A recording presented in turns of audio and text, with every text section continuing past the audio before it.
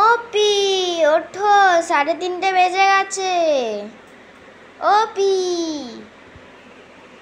O P, ওঠো, 3:30 বেজে গেছে। হুম।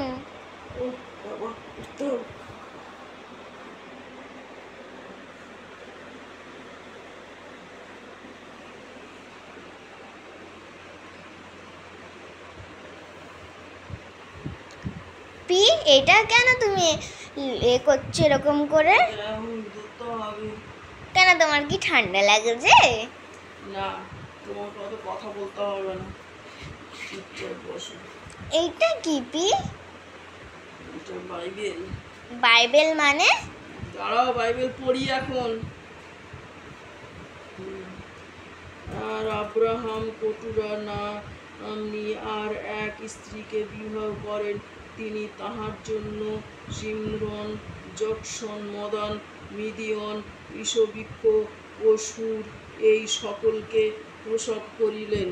যকসব হইতে শিবা ও দদান জন্মে। সিরীয়, লটুসীয় ও লিমুসীয় লোকের দদানের সন্তান এবং মিদিয়নের সন্তান ইফা, এফর, হনন, অবিদ, ইয়া। ও পি, বললে না তো বাইবেল মানে কি?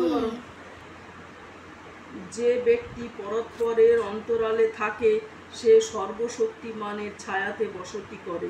আমি সদাপ্রভুর বিষয়ে বলিব, তিনি আমার আশ্রয়, আমার দুর্গ, আমার ঈশ্বর, আমি তাহাতে নির্ভর করিব। হ্যাঁ, তিনি তোমাকে বাঁধের ফাঁদ হইতে ও সর্বনাশক নারী হইতে রক্ষা করিবে। আমিন। পি, বাইবেল মানে কি বললে না তো?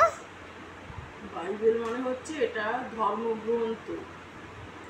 আমাদের এই বাইবেল পড়লে আমাদের পরিত্রাণ পাওয়া যায়, ঈশ্বরকে পাওয়া যায়, প্রভু যিশুকে পাওয়া যায়। ঈশ্বর মানে?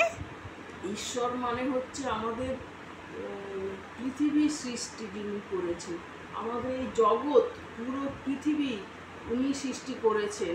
তাই ওই পৃথিবীতে যত হাওয়া, বাতাস, জল, সূর্য, যা যা আমাদের নিত্য প্রয়োজনীয় জিনিস আমরা পাচ্ছি, তা সব ঈশ্বরেরই দেয়া।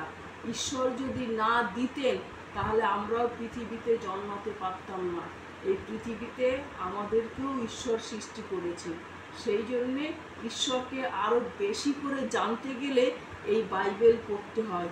এই বাইবেলই হচ্ছে আমাদের মহান, আমাদের